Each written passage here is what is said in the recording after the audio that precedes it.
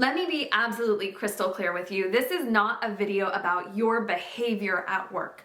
When you become less reactive, will you become more well-liked and have better leadership presence? Yes, but this video isn't actually about that. This video is about you taking your power back in these situations. When we react impulsively to whatever is happening around us, it might be a frustrating situation, an annoying boss, whatever is happening to you at work, being under pressure, we give our power up to the circumstance and situation, and that is not what I want for you. There are so many reasons that we can get frustrated at work. There can be the crushing deadlines, the pressure from people around us, people not appreciating us, not feeling seen, not feeling heard. Maybe our boss's stress is leaking out all over us. You've probably experienced a situation where you've lost your power. Maybe you reacted in a way that you wished you didn't, you regretted it later, and this is not about shaping up your behavior. This is not about shaming. We want to just go ahead and knock that shame right out of here right now, because there are actually a lot of reasons that make a lot of sense why you would have responded the way that you did. It's normal. Shaming yourself is not helpful. It doesn't get you where you want to go. So I want to just normalize that, let you know that we are going to give you an opportunity here for you to take your power back. I'm going to teach you a two-step framework so that you can be in total control of yourself, total mastery of yourself, no matter how frustrating the situation is. Not only will you be able to bounce back more quickly from frustrating situations, but you will just be triggered less often. I'm Sarah Anderson. I teach on calm, confidence, and communication.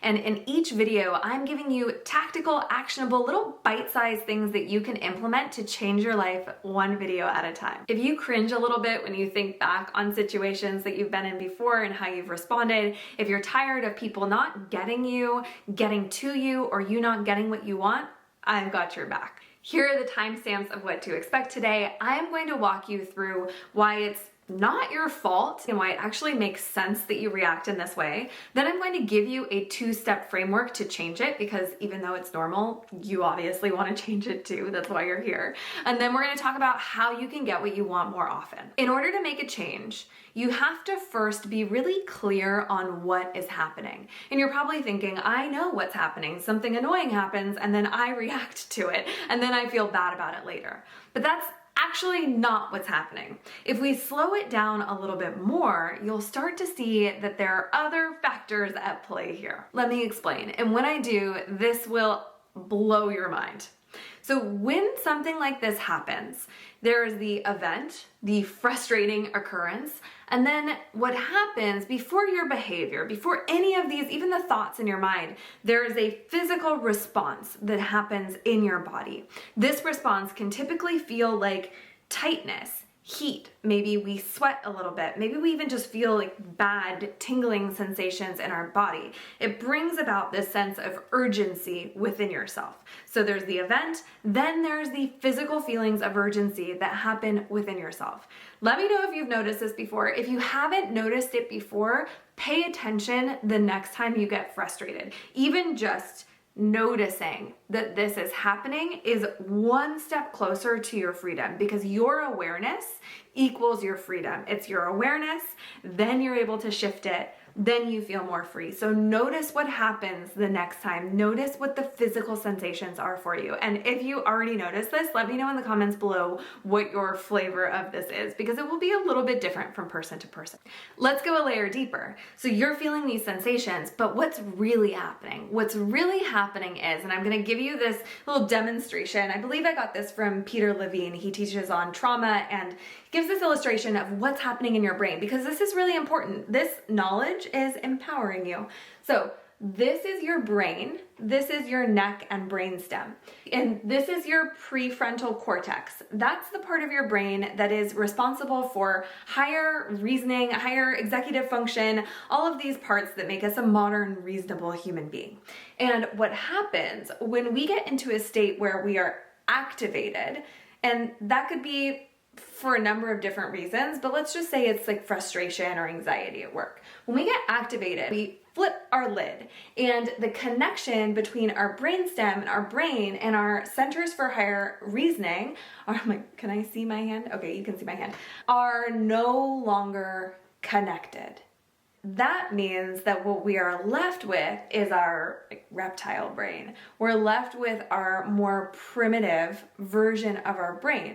So it actually makes perfect sense that you would react in that way, because you actually don't have access to this very important part of your brain that would help you to react more rationally and calmly. There's this quote I love. You know how you might say, well, if I were them, I would. People say this all the time. If you were them, you'd be them. And what this quote means, I forget where I originally heard someone talking about this. Maybe it was Byron Katie, but if you were that person, then you would have had all of the experiences that they had. You would have the brain that they have. You would have the nervous system that they have. You would have all of the things that make them them. And if you were them, then you'd be them and you'd be doing exactly what they're doing. This is leading us down the road to empathy. Before we go down that road, just a little bit, I often will hear from people, or I'll feel this resistance from people of like, why do I need to be empathetic? Why do I need to do all this work? Why can't they just be better? Well, here's the deal. We can't control the people around us. And if we're losing our freedom, if we're losing our power, if we are feeling frustrated, if we're experiencing feelings we don't want to feel, we hold the keys to taking that back. And if we say that we need someone else to be different in order for us to feel the way that we want to feel, that's a bad situation to be in. I'd much rather be in a situation where I have the power to at least control, if I can't control them or the situation, I can control how I feel about the situation.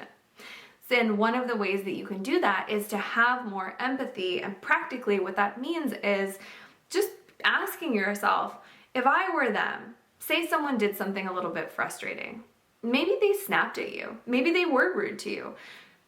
Asking yourself, why might they be doing that? If I had to come up with a good reason why they snapped at me, why it makes sense that they did that, what is the reason? Just getting curious. And this could be something that you know has happened. Oh, well, I did see that this happened to them earlier. I saw that someone else snapped at them, or I saw that there's been a lot of pressure and deadlines put on them. Or you can start to just get curious and think about like what might have happened. Well, maybe they didn't sleep really well last night. Maybe you know they recently had a new baby, or they broke up with someone recently and something's been tough, or their landlord hasn't been helping them with the like hot water issue, whatever. You can start to think about like, oh, well, you know, if I wasn't sleeping well, or if I was going through a breakup, then, you know, I might be a little bit more tense than usual. Okay. And the whole thing with this is that you don't need anything from them. And it actually doesn't matter the truth of the situation. It doesn't matter what exactly they're going through. This is an exercise for you to loosen that rigid, tight, uncomfortable feeling within yourself where you feel like you know how other people should be, which actually ends up hurting you. Let me tell you a story. I used to work in the tech industry. I lived in Silicon Valley in San Francisco, and I worked for a startup. And when I joined this startup, there was one person in particular on my team that something about our conversations would get under my skin. Whenever we would talk, I would come to him with what I was thinking was a quick question, and his response, he would really slow things down. And in my mind, it felt like he was talking to me like I was an idiot. He would break it down really slowly and walk me through it. And I took this really personally. I thought, man, this guy must think I am so dumb. How dare he? And I was feeling all sorts of emotions about this and feelings about this and reactions about this simply because of the story I made up in my head of what it meant that he was speaking to me in this particular cadence. Now, this wasn't even a situation where someone was being rude to me or mean to me or really doing anything wrong at all. This was on me. So how did I break out of that? Well, what ended up happening was I learned a little bit more about this person, and I found out that his background was actually to support very non-technical consumers with technical issues, and that made a lot of sense actually that he would talk to people and be in the habit of talking to people that way because that was his background. And then something else happened. I noticed as I zoomed out of my own little world, I noticed that he actually talked to everyone that way. It really had nothing to do with me at all. This was just how he spoke. And all of a sudden, that took a weight off of me. I was no longer feeling like tense and annoyed because I recognized that that was completely made up. That was a completely made up story that I had come up with in my head about what it meant that this guy talked to me in this way that wasn't mean at all and was actually kind of nice. There are a lot of situations where you are giving up your power and making up stories that are absolutely not true and causing yourself more pain. I know because there have been a lot of situations where I've done that and still do that sometimes today. When I started to let go of knowing what's best for everyone and how the world should be, that's when my freedom really began. So your opportunity is to just get curious. To get curious about, as a recap, what is happening in your body when these situations come up? What are the thoughts and stories that start to happen? Then you learn, how can I regulate my nervous system and come back? I have all those tips and tricks. Get the cheat sheet that's in the description. Watch my other video. How do I practice that sort of calm on a regular basis? What kinds of activities can I do for that? And then, how can I question the stories that I'm making up about these situations that may or may not be true, but they're causing me pain? When you start to do that, that's when you're gonna start to feel more free. You're gonna start feeling less like a victim, less trapped, less like you need to retaliate. You're gonna feel more centered, more in your power. And then, getting back to the topic of the video, you're gonna be less reactive because someone who is completely in their power has the ability to, of course, stand up for yourself and respond in the way that you want to, but that's the key, the way that you want to, consciously taking action. That's what I want for you. I get so fired up about these sort of things. I'm really, really happy that we got to spend this time together. I hope that this was valuable for you. Let me know a takeaway that you got in the comments below, or let me know a point that you're stuck on. You're like, I don't really know about that part. I'm here for all of it. I appreciate you, and I'll see you in the next video.